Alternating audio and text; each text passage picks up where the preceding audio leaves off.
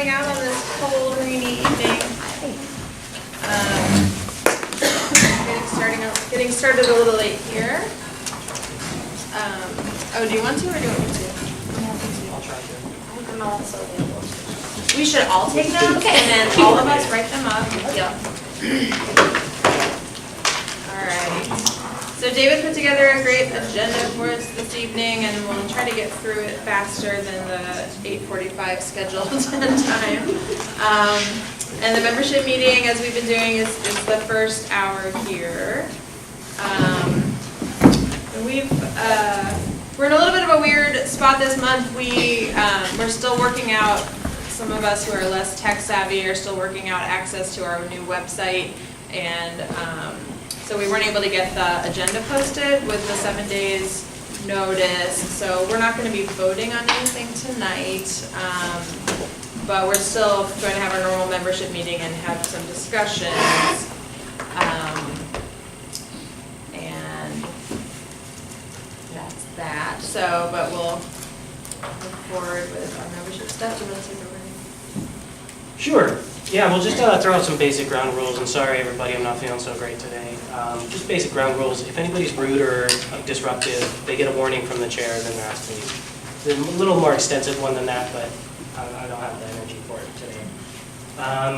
We can just go around, just do general introductions really quick, just who you are, quick place, maybe where you live in the neighborhood, and what brought you to the meeting. I'm David Lynn, the chair. I live over by 81st and Holiday. I'm also involved with the outreach committee a lot, as well as kind of touching with all the other committees. Sure, and I'm Amanda Rhodes. I'm the vice chair and the Land Use and Transportation Committee chair, and I live at 80th and Yamhill. Hi, I'm Olive. I'm on the Southeast Uplift board as well. I'm a delegate there. I'm getting involved in some other committees as well. I live over by, what's it called?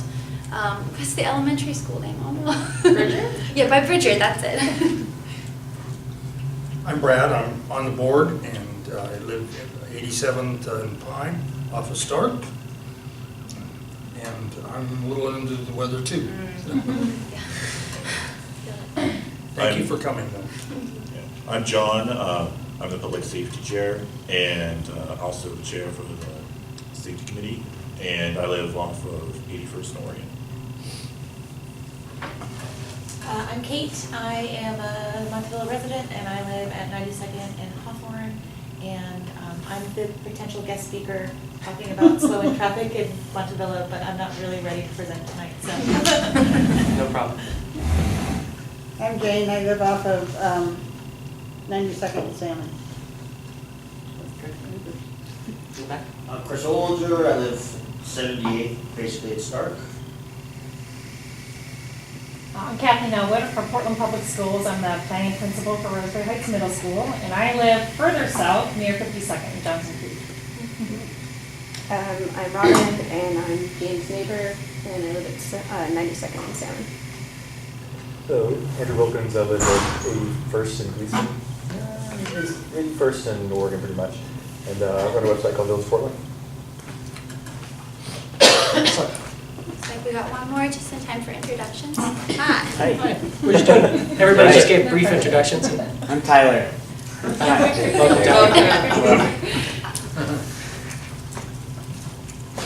Okay, great. Well, we'll just go ahead and step into our first guest speaker, first and only for tonight, from Roseway Heights Middle School. Take it away. Well, thank you. I just wanted to reach out to all the neighborhoods. We have like 3 neighborhood associations that feed into Roseway Heights Middle School. As many of you might know from the media, Portland is moving from the K-8 model back to the K-5 middle school model. And Roseway Heights, which used to be called Gregory Heights, used to be a middle school, was actually built to be a middle school. And it's currently a K-8 school. And so Portland Public Schools will be opening 2 new middle schools next year. One of the schools is Harriet Tubman, which is on Flint, just across from Emmanuel Hospital. And the schools that will feed into that school are Irvington, Sabin. Irvington's where I have been an administrator the past 6 years. So Irvington, Sabin, Boise Elliott, and King, Martin Luther King schools their 6th through 8th graders will go to Harriet Tubman. And then on this side of the city, the students will be attending my school. Roseway Heights Middle School will be Vestal, which affects this particular association. Lee, Roseway Heights, the 5th through 7th graders at Roseway Heights will just stay. And then Scott, K-8 school. And so you're probably wondering where the students in Roseway Heights currently will be going. They will actually be moving to Rose City Park. So it's kind of like this domino effect. And that school is currently occupied by the Access Academy and parts of Cleary School, Beverly Cleary School. And there's more and more and more, which you can certainly find online. Or I'm happy to talk to anybody about it in more detail later. Just don't want to take everyone's time. But I've always found, when I was at Irvington, I found our community association to be a good alliance because, as the last bond showed, is that Portlanders are interested in supporting public education, even if they don't have school-aged children. Because like over 70% of our residents do not necessarily have children who voted. And so I just want to make sure that relationship is open and transparent, and also offer, we'll be having different types of workshops. Some of the workshops we'll be working on specifically at Roseway Heights. My background is in social justice and racial equities specifically, so those will be open to the public, as well as other events that we have celebrating some of the unique cultural backgrounds that we have at Roseway Heights, which include Vietnamese, Somali, Caucasian, of course, African American, as well as other East African immigrants. Did I say Vietnamese also? Anyway, so we have a range of cultures. So one of my big jobs that I'm doing is I'm reaching out to the community associations as well as to lots of nonprofit community groups such as FERCO, which serves a lot of our refugee families. Hacienda Housing, which has a number of our families there, because we're also going to be taking workshops to families who are lower income, who can't necessarily make it to the school or don't feel comfortable coming to the school. So community outreach is just a big, the Latino Family Network, the Black Parent Initiative, NAYA, which is our Native American Youth Association. So we're trying to outreach to all the organizations that support our students and families. And then I'm also trying to find other places to reach out to. I work closely with churches in the Irvington area and found that we had a strong partnership. And then also one of the most recent partnerships I've been able to develop is with the Dharma Rain Zen Center, which is actually on 82nd and Siskiyou, just up the street in Madison High School. And they actually have 13 acres on a former landfill that they are opening up to the community. They're turning it into not a wildlife refuge, but more of they're opening it up to ecology and conservation. And they've invited our students to come and do scientific research there. And in the meantime, I've been able to find a grant that will give us the equipment for scientific research. So it's kind of putting all these community pieces together. And really what I envision with all of this is all of our students will go to Madison High School, which across the city does not have the best reputation yet. It has an excellent academic program. So what we're envisioning are the feeder schools that I described and Madison High School. We're all working closely together because we really want to see a unified Madison cluster or community that not only looks at school issues, but looks at the larger community and some of the factors that influence all of us.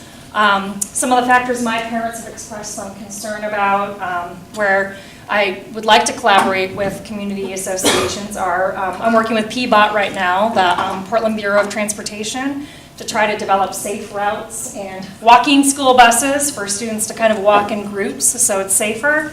I've had parents who have expressed some concern about the amount of homelessness in the area and the fact that sometimes our students in the warmer weather especially have to actually step over people they don't necessarily feel safe around. And so we'd like to address some of those issues. And then the other issue that's come up with a lot of our parents are concerns about potential abductions or sex trafficking in the area. And so those aren't issues the school district technically deals with. And so it's something we'd like to do, work with our larger community to really work on to keep all of our children safe and just to keep this area safe. Because the one thing I've seen is that the people in this area don't want to just get up and move. They actually want to stay and make things better. And I think that's why all of you are here tonight. So that's what we want to do as a school. We're not really just a school, we're really a community. And we really see it as a K-12 and beyond organization, not just, not just for academics, but everything, because all these other factors affect the lives of our children. And all of you play an important role in their lives also, in whatever walk of life you might interact with them. So we want to open the school to everybody and definitely stay in touch with different things we have going on. And I'd also like to continue attending meetings too, just to stay attuned to what's happening, in the neighborhood in which my students live. So, because as I said, I'm way down there in the boondocks by Judson Creek, so I don't hear as much about these areas up here other than what's in the newspaper. So, and I have my business card here. If you, we have a few committees we're forming. One has to do with creating community events, not just family events, but community events we want to open to the larger community, because as I said, I know that the larger community is invested in our schools. If there's anyone who wants to work with us on the Portland Bureau of Transportation project, they're literally going to come and walk through the neighborhoods with myself and parent volunteers. We'd be happy to have community members on that. So if you're interested in getting involved in any way, I will have my card here, and you're welcome to talk to me after the meeting also. And I openly welcome anybody who wants to come in, because a lot of people think, middle school, you just let go of the kids at that point. But actually, if you look at brain research and social aspects of being an adolescent in this society, especially with all the media things that you've discussed, we have to wrap around them and hold them even tighter as a community, because that's like this crucial age where that influences the rest of their development. So that's when we all need to come together the most and support them, as opposed to just hands off, because they're sometimes smelly and they sometimes are annoying. Their brains are telling them to do very strange things at this age, but they're awesome if you spend time around them. So, so I welcome all of you to the school and to community events we have coming up. I'll be happy to send those dates and that information to you to share with your group. We'd love to have you join us. Thank you. Thank you so much for coming. Yeah, thank you. Are there any questions or? I forget where your school is. It's formerly Gregory High? It's about 3 blocks west of Madison High School. So if you, on Siskiyou, if you just walk straight down the street, it's kind of hidden in the neighborhood. It's just above the golf course, pretty much.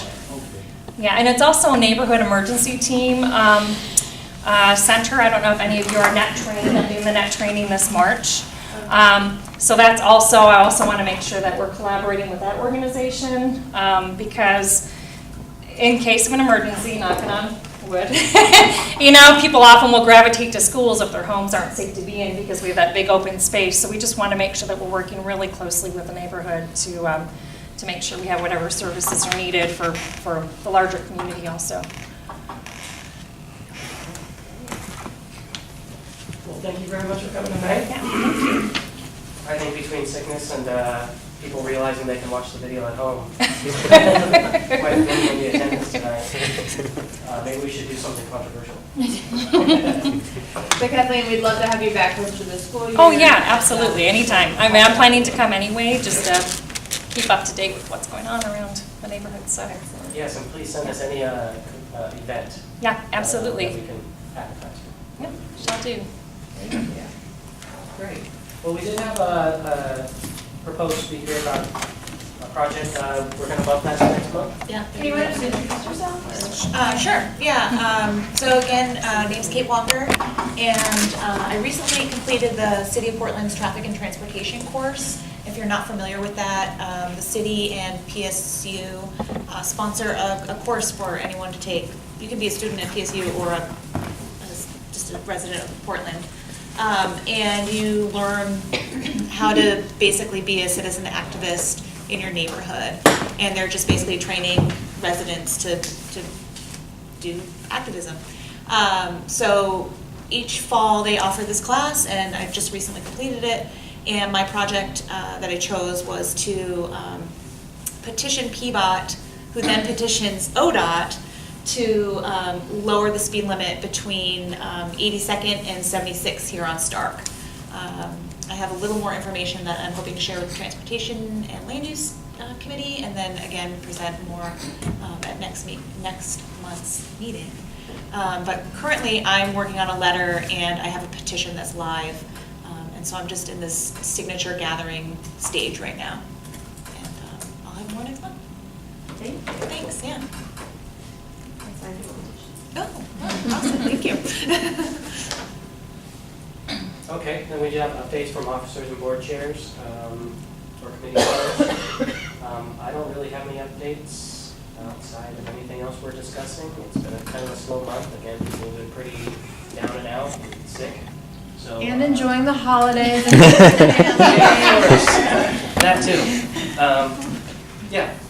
So we did have an outreach committee meeting. We talked about newsletter, websites, Facebook, event planning.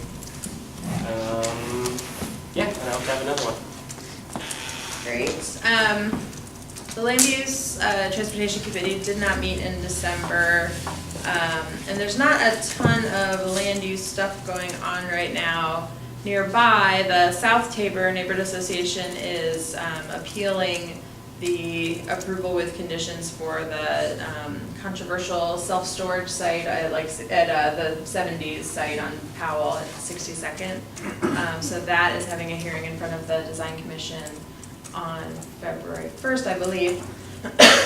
So that's the big exciting one that I heard about nearby. That's where the nursery was. Or what? Where Dennis's 70s was, Yeah. Oh. yeah, which they closed and sold to a What are company. they planning to put there? So they want to put a 3-story self-storage facility.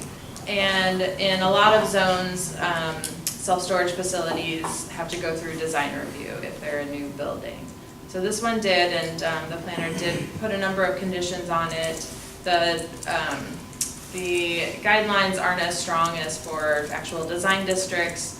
There's only so much you can do. I mean, the attempt is to improve the streetscape, make it more friendly to pedestrians, trying to get more permeability. Usually they want to have a box and they don't want any windows on the outside, and they're not really concerned about materials and quality of the building.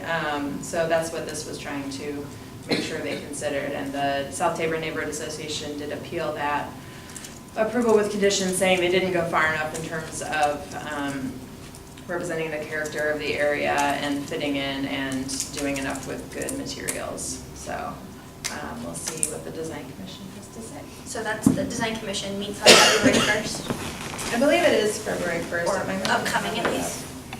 Yeah. We have about a month to find out. We can try and share it. Yeah. I have a question, not about the, that space, but is there any progress being made on that Greenway, like a bike walk path on 70th, Oh, on 70? or 80th, or anyway? No, I don't think 80th is funded yet. I know that there's a lot of talk about the one proposed on 60th and the changes they're planning to make to either Lincoln or Harrison. I think Lincoln at that point. It's like, It's Lincoln. So I know they had a plan to kind of limit traffic's ability to get through and keep it to just bikes and peds, and that, because of the long blocks, people are concerned about that. But that's, I think, the next step. Hopefully they'll keep moving east and get to 80th eventually. Did we hear anything more about the Chinese Village? No, nothing going on.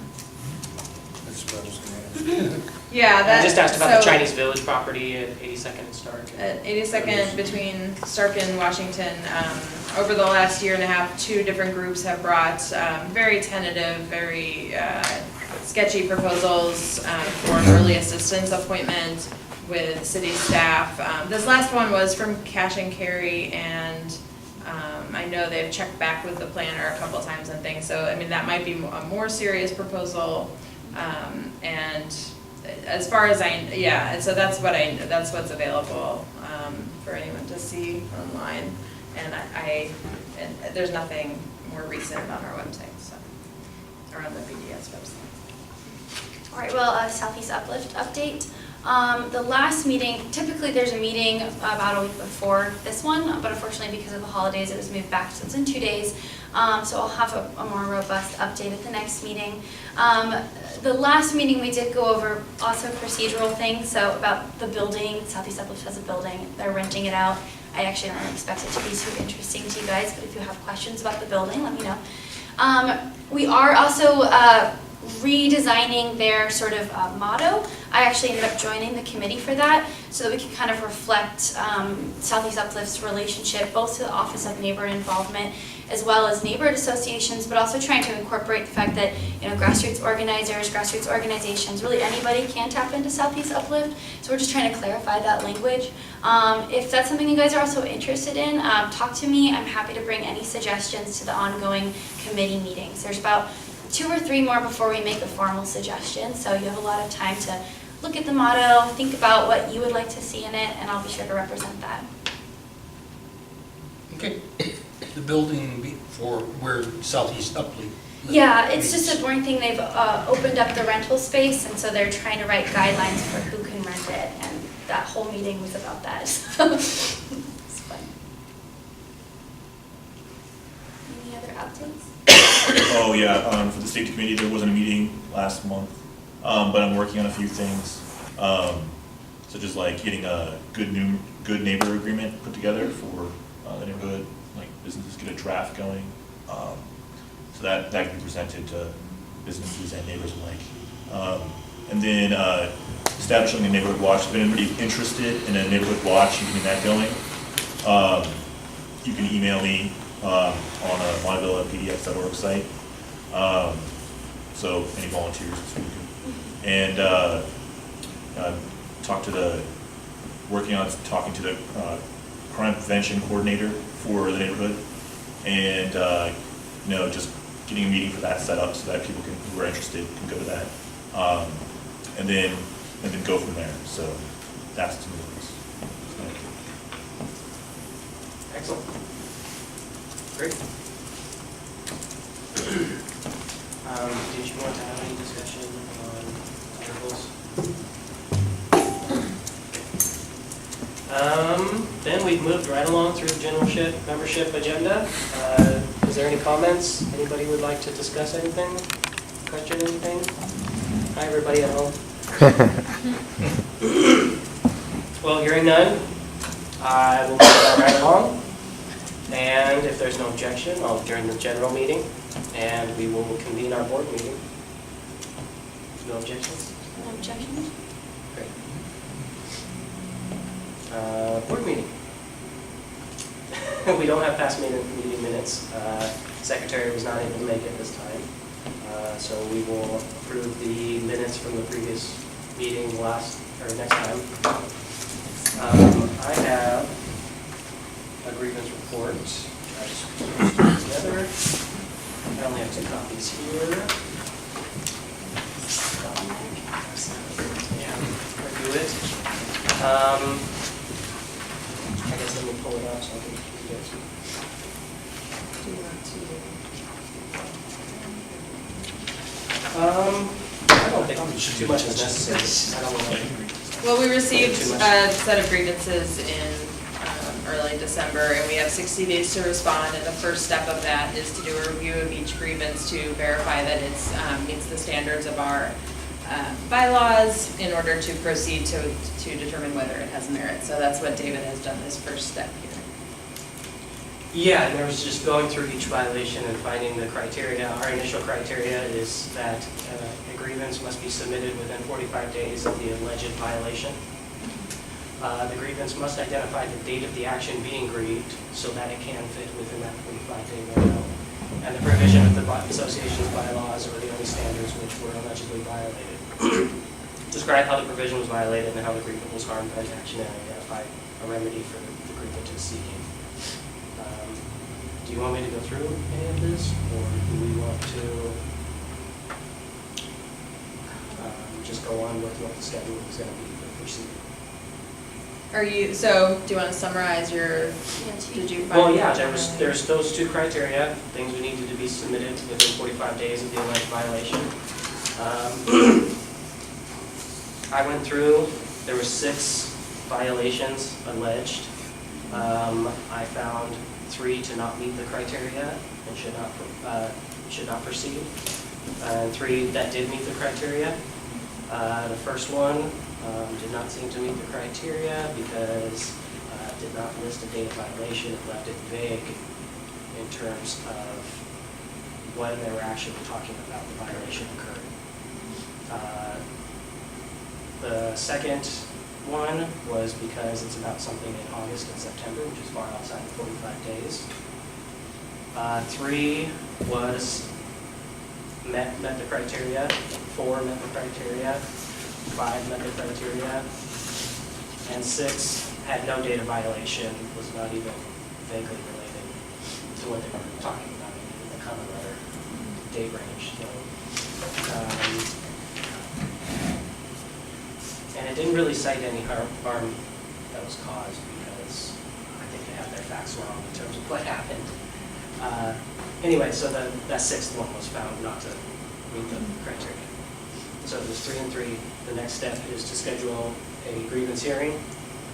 I think an available date proposed, or do we need to talk about that right now? Or Well, so- do we just need to schedule, because we don't have any, I mean, it's not necessarily called a, we haven't landed on a date for another meeting. But basically, I believe we found we had to have two more meetings. We need to have before the next regular. a hearing, and then the board designees, the board of the board's designees need to write a report for the board to vote on and to the board. So that's 2 meetings that need to happen before the 6th, which is before our next month's regularly scheduled meeting. Okay, so you had a little hustle there.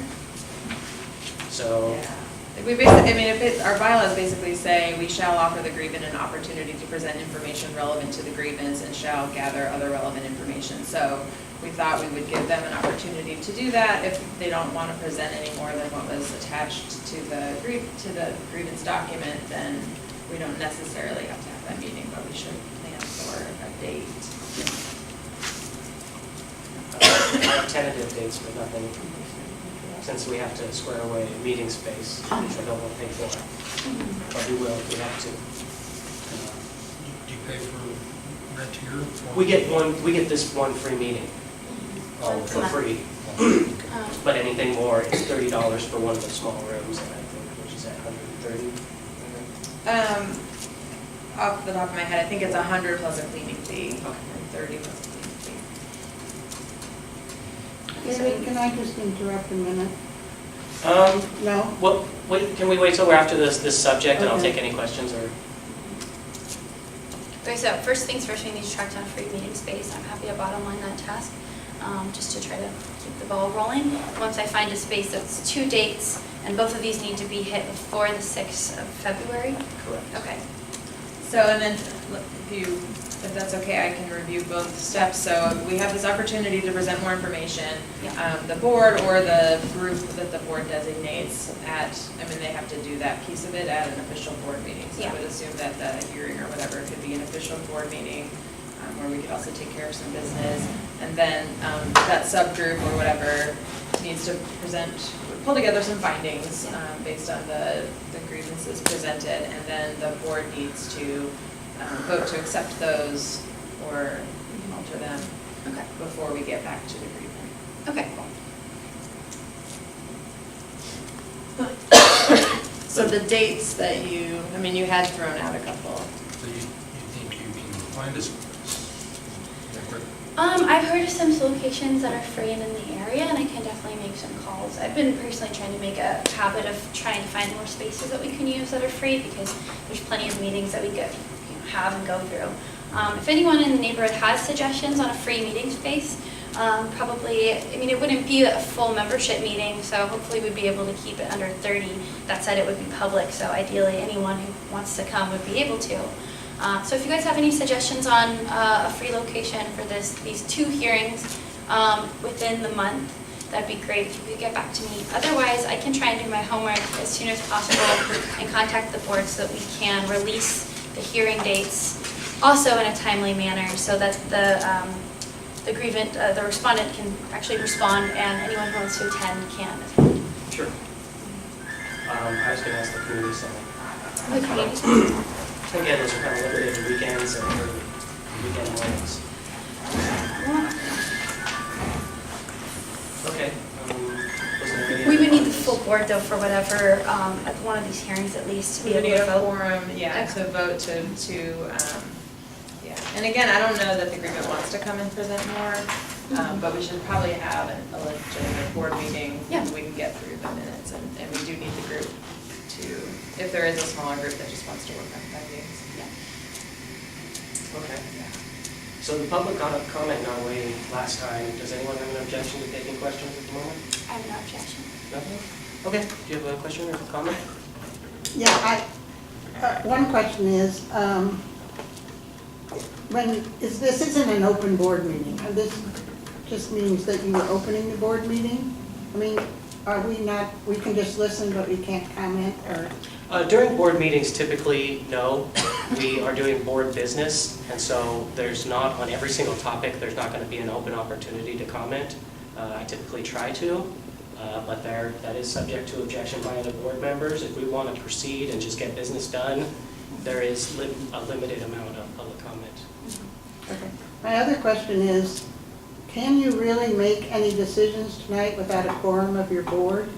The decisions that we're no, and it's not even, I mean, the quorum is an issue, but also we didn't publish our agenda 7 days in advance. So we weren't planning on making any decisions. In terms of kind of getting the meetings together, our bylaws don't state that we all have to vote to continue the process. So basically, I mean, it's kind of like, well, if it's determined, if the process continues, so the one, if the proposed grievance is found to meet the criteria, the review process continues. If the process continues, as per section 4, the board or a committee designated by the board shall offer the grievant an opportunity to present information relevant to the grievance, etc. So it's not, those aren't necessarily decisions, it's just we're continuing the process, so. We won't be voting on anything tonight. I also like to point out too, the only reason we don't take necessarily public comment during meetings is usually it's packed full of people. And so sometimes that's like a rule we have to use in order to maintain decorum. But in this informal setting, it would be kind of rude to say no, I think. I know, I was on the board before, so. Okay, okay, perfect. And we do have a quorum.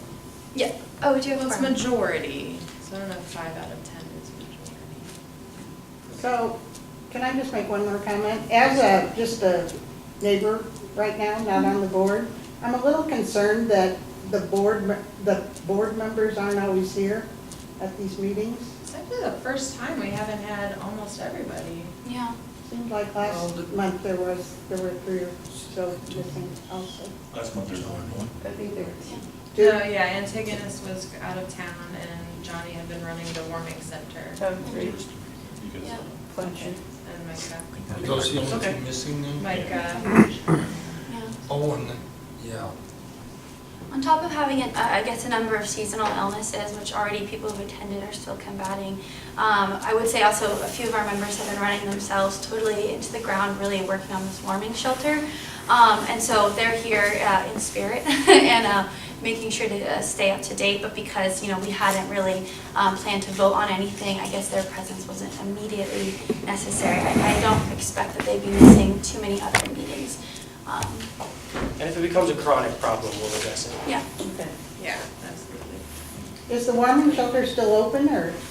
Not right now. Only I think if the temperature drops below freezing, that There's is a Multnomah County. Certain criteria. Yeah, exactly. They declare emergency. Yeah, and based on that criteria that the city has in place for an emergency, it enables people to open up space for people to. Right. So, yeah, there's a certain criteria that are followed by the city, it's their standards, and that's when they open it up. It's cold weather emergency, I think. Right. Criteria. Okay. It's been strangely warm, actually, in the I last know. few weeks. A little unnerving. Okay, so for the next item, we did have some requests for sponsorships. We had a request from Franklin High School for their charity. They said the neighborhood association has donated in the past. I think the minimum level was $200, and it's kind of split between, I think, the PTA and another committee for the high school. I didn't have enough time to research into this, or necessarily interest. It seemed not terribly pressing, and I think we haven't really, since we haven't squared away exactly full yearly budget, or kind of what all the committees are looking at, or even how we're going to pay for all the meeting space for all the committees. I'm very reluctant to just kind of go donating large sums of money unless it's for a very tangible community need. You know? They were just asking for a vague donation just to maintain. Yeah, well, they implied we had donated 200 in the past. They have a yearly auction as part of that. Oh, okay. And the board in the past has taken an active role in supporting the neighborhood schools, and so it doesn't surprise me that they made a donation in the past. But this is not a pressing need at the moment? I mean, No, that's what I said, because I didn't take it on, and I'm not pushing it. Anybody else is welcome to. If they wanted to, we would have to have a meeting before the 20th, I believe, to submit. No, for that level, the February date was, February 20th? there was a January 20th date for a larger donation, okay. but smaller donations, we would be able to address it at our February meeting. Excellent. Well, if anybody is interested in getting more information about it, please do. I'm not gonna. I can forward it to the whole board. And did we find out any more about the Taborville Little League? About sponsoring them? Yeah. I didn't look into it, Okay. but we can Yeah, talk about it next I'd love to month. see that. I mean, again, if it's something cheap, if it's, under $100, Do you want to get our own team? Maybe. Neighborhood Wouldn't that be association? cool? I don't know. No, but they had put out a request for sponsors, and so I don't know. the Montavilla, details I on take it? Huh? Tabor Villa. Tabor Villa. They they recently combined. combined Yeah. Mount Tabor and the Montavilla Little Leagues. Amanda and my sons should play on this one. Yeah, we should probably recuse ourselves. Yeah, is that a No, I don't conflict of have interest? quorum, yeah. So both these, we would be needing to push to next month's meeting, however. Correct. Okay. Yeah. Yeah, that would be right, right ahead of baseball season. Exactly. Okay, we don't have a treasurer's report at the moment, but we do have the bank account squared away. We have paid off the election committee. That's been ratified at several board meetings so far. Does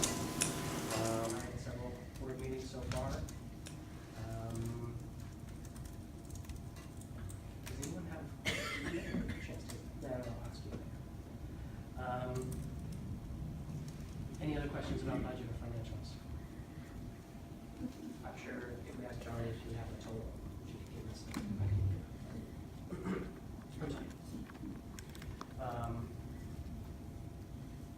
And so do we have any new business? Any big requests?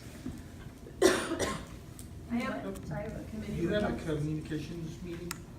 Yes, on Sunday. No requests from communications committee yet? No, but I would definitely be excited to know about the next meeting, and we can talk more online, but I would also like to really promote that on social media, since I know there are people, that's where I see a lot of interest in communications. Just for the next meeting, maybe we could have it very populated. Sure. Any public safety requests? There was something about, was OLCC, people looking into,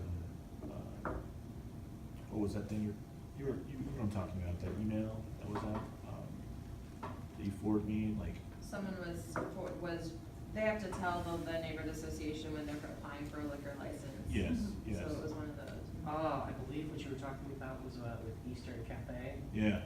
Somebody over in that corner of the neighborhood was concerned about Eastern Cafe, and they wanted to be informed of the federal process and how they can kind of interject the neighborhood into that liquor license review process. Yeah, so there's that, and that was, the whole thing I was bringing up, a good neighbor agreement, and forming a draft for that. And then, I'm gonna set up a meeting between the community and business, so that we can have a good forum together and discuss things like that, so people will be aware of a process if they have a problem, and hopefully resolve things. Hopefully have a system in place where things don't become a problem, so. Again, I'm looking forward to some neighborhood watch I know. stuff, if we can get it cheap enough. Yeah. Price is definitely a barrier right now, so. Right. Well, we definitely want to get out and walk in the neighborhood. We see so much stuff on social media, or even, we see that somebody's car was broken into down the street. It'd be nice to just walk by stuff in, and let them know there's neighborhood people out there looking out for them too. Yep. Everything that's going on. There is a lot coming into effect this year. So that could be either this month or next month, but I'll be sending out a note about that. So if you're interested in listening.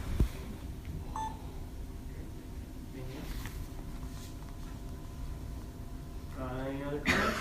Anyone want to make? Yeah, I have one more comment. When I was on the board, there was a big discussion about what was gonna happen with the property next to Beach where the Montavilla vet has his business. He is retiring as of Wednesday. Yep. He has no, he hasn't decided, you know, to sell it yet or whatever, but my guess is they're gonna probably sell that property. Do you know he hasn't decided, or? Well, I just was there the other day and he said we haven't done anything yet about selling, but I'm pretty sure they're gonna sell because, no vet is gonna go in there. Yeah. And, so that's a huge big piece of property on Stark that has the potential to really affect our neighborhood and the businesses on Stark, et cetera, so I don't know if that's something. Farmers market. Oh, Yeah, it's the farmer's market plot, so, you know, that's a big land use. Yeah, we've been eyeing that for years, in terms of trying to make sure that it can serve community goals in addition to, making money for whoever buys it. Right. And unfortunately, we weren't able to work with Dr. Behrens on that, but we definitely want to be very involved in whatever's proposed for that site when it does go up for sale. It's going to change, you know, it's going to have a really big impact on our main commercial, on one of our main commercial strips in the neighborhood. Right. Agreed. I'll shut up now. Well, that did remind me, there is Southeast Uplift community grants that are available. They're open to community members to apply for. I think the deadline is actually today, I think, at 4 or 5. Well, there's always. There's more. There's There's always always a, more. it's always, yeah, it's always on a rotational basis. So always something to be thinking about, coordinating for in the future. And they provide a lot of like resources for that too. Great. Sure. I don't have anything else. I'm not such anything else? Anybody? Thank you. Short and sweet. Indeed. How are you? Good. Yeah.